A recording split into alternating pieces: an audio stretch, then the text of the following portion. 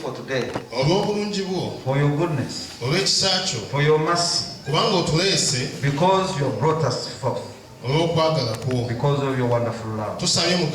We pray, the Lord Jesus, that you speak with us the word of life that takes us forward. We will leave this place knowing and understanding that your name be glorified in all, because you are magnificent.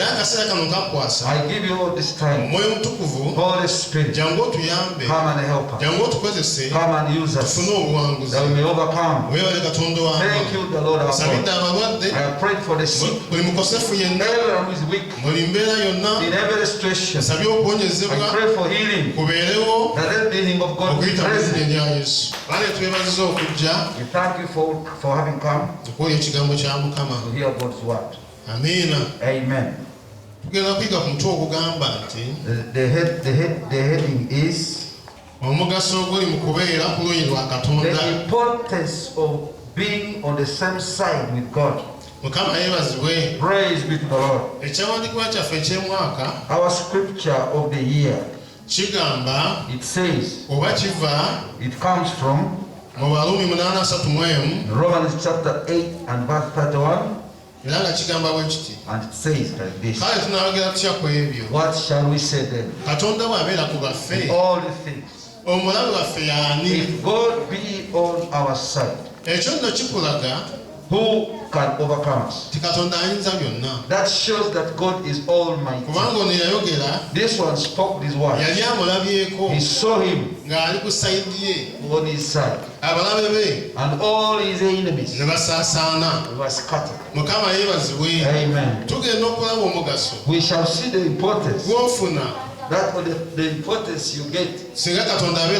We shall see the gratefulness you get when God's on your side. Amen. The name of the Lord be praised. Many people have so many things which are on their sides, but they may not be of help. But it is God who is able to be on your side, and you get help from him. They see the book of Kings, 2 Kings chapter 6. 2 Kings chapter 6 verse 13. Nayogera nti mugende mulabe gyali ntume mukime. Ne bamubuulira nti laba ali mu Tosani. Awo n'atumayo embalaasi n'amagaali n'eggye lingi. Ne bajja ekiro ne bazingiza ekibuga. Awo omuntu w'omusajja wa Katonda bwe yali agolokoka enkya n'afuluma, n'alaba eggye n'embalaasi n'amagaali nga bazingiza ekibuga. Omuntu we n'agamba nti, zitusanze mukama wange, tunaakola tutya? N'addamu nti, totya, kubanga abali naffe bangi okusinga abali naabo. Elisa n'asaba n'ayogera nti, mukama wange nkwegayiridde, omuzibula amaaso g'alabe. Awo mukama n'azibula amaaso g'omulenzi n'alaba. Awo laba olusozi nga lujjudde embalaasi n'amagaali ag'omuliro ageetoolodde Elisa. Awo we baaserengeta gyali Elisa n'asaba mukama n'ayogera nti, nkwegayiridde ziba amaaso g'abantu bano. N'aziba amaaso gaabwe ng'ekigambo kya Elisa bwe kyali. 2 Kings chapter 6 from verse 13. So he said, go and see where he is, that I may send and get him. And it was told of him, saying, surely he is in Dothan. Therefore he sent horses and chariots and a great army there. And they came by night and surrounded the city. And when the servant of the man of God arose early and went out, there was an army surrounding the city with horses and chariots. And his servant said to him, alas, my master, what shall we do? Verse 16. So he answered, do not fear. For those who are with us are more than those who are with them. Verse 17. And Elisha prayed and said, Lord, I pray, open his eyes that he may see. Then the Lord opened the eyes of the young man, and he saw, and behold, the mountain was full of horses and chariots of fire all around the lake. Amen. This servant of Elisha, he saw the very great army, armed with a lot of arms, many horses and chariots. And he told him, his master, that us, we are finished. What can we do? What are we going to do? But the army is so great. And this man feared, the younger man feared. Praise be to the Lord. But the man of God, Elisha, he was powerful.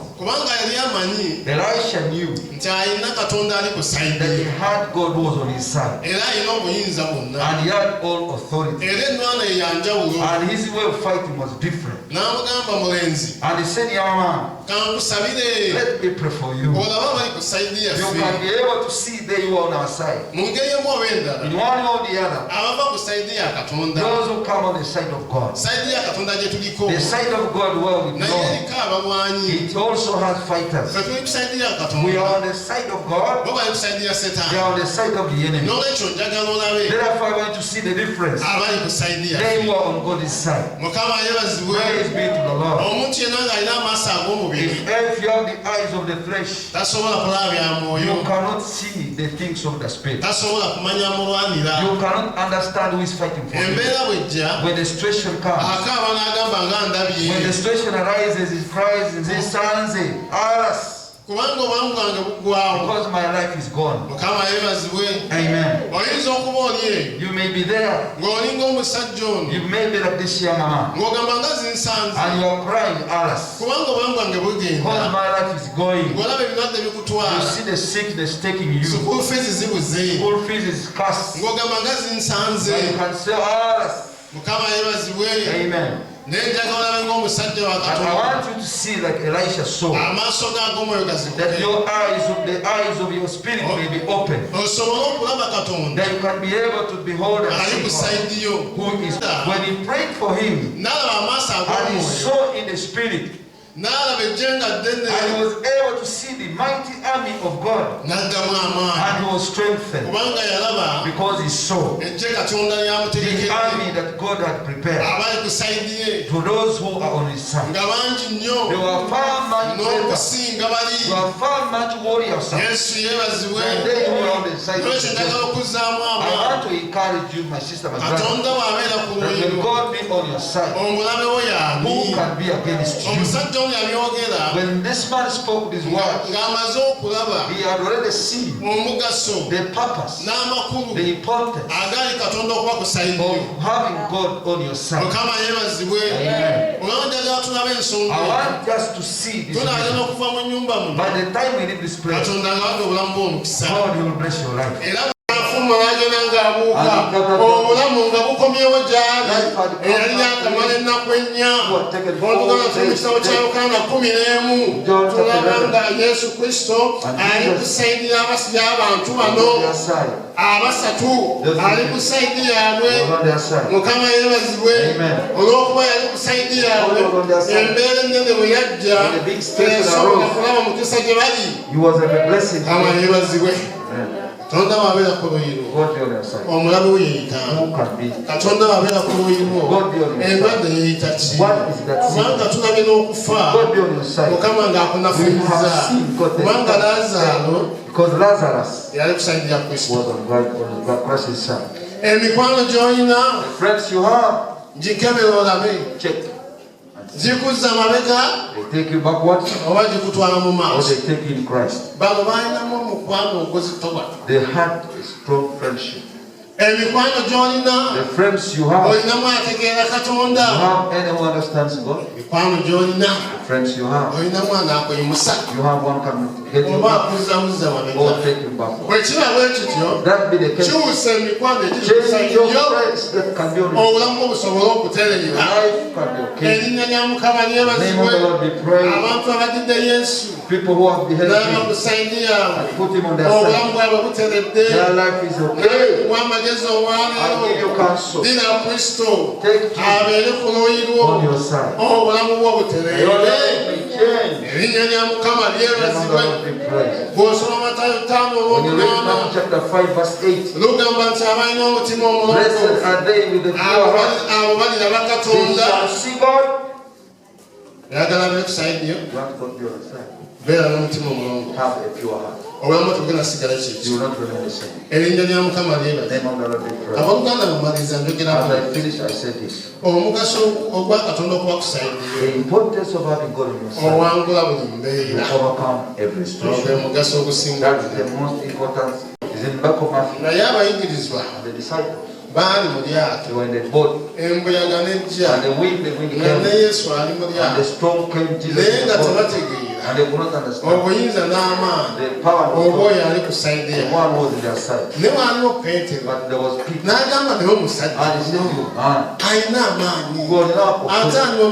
you are with us. Why can't I wake him up? When he arose in the morning, and he woke up, and the storm went out.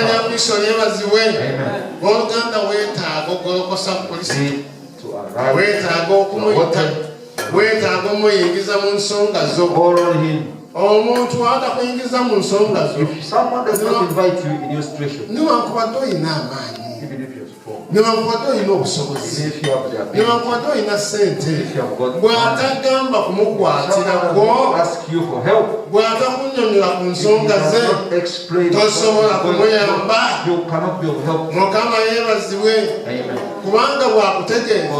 When he forms it means that you are on his side. Go to the Lord in prayer and God may arise in your situation to do you well. What can we say then? God be on your side. Who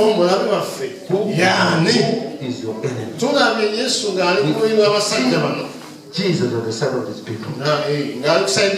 On their sides. To overcome death. Their friends were that which was taken was restored. What has the enemy taken? You need to align yourself that God may return that which was taken.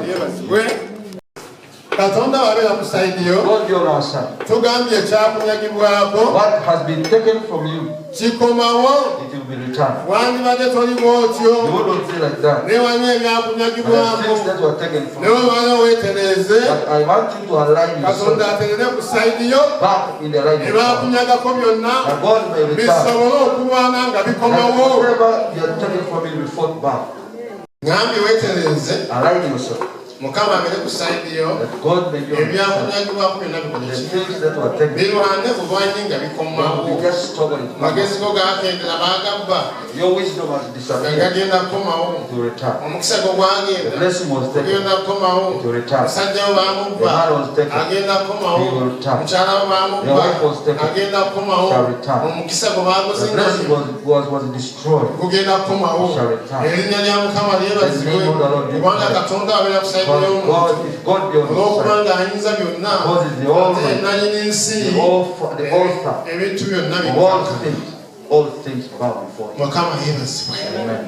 Omusajja mu Marko essula In the 5 book of Mark chapter 5, eyali yayonooneka obulamu bwe. the man whose life was spoiled, emizimu nga gyamusiba and the demons had bound him, nga gyefuze sayidi and he ye. had taken his son. Yesu Kristo When byamusisinkana he met the Lord Jesus, ne giraba nga and amusisinkana. they saw that this man, Emizimu gyadduka. the demons left him. Okutegeera kw'omusajja The understanding of this man ne kukomawo. was restored. Kubanga oyo gwe yasembeza ku sayidi ye He whom n'akola ku nsonga ze. was working okumaliriza. to finish. naye nga tukutegeeza tewali muntu asembeza Katonda ku luuyi lwe ng'alemererwa okuwangula era banalaba ng'olina omunene busayidiro bagenda kusegulira bagenda kudduka Mukama mulungi ogenda kuwangula ebiri mu maaso imira tusabe kale katusabe kwata mu kifuba ky'omukono Mukama njagala okwebaza obwange kubanga oli Katonda w'amaanyi tukuyimusa olwaleero ekigambo kyo nga bwe kigambye ti bw'obeera ku sayidi yaffe tusobola okuwangula kitaffe nabisibwa eri abasajja n'abakazi twenemeza ebitegeeze bulungi mu bulamu bwaffe ebyo byatusobako Mukama tusaasire era otusonyiwe obeere Katonda atuyisaawo ku mulundi gwe tukkiriza okubeera ku sayidi y'Omukama leka omusaayi gwa Yesu ogw'endagaano empya gutunaaze tutukuzibwe tufuuke ab'eddembe sabye bwentyo mu linnya lya Yesu omusajja oyo omukazi oyo amaanyi go gamusumulule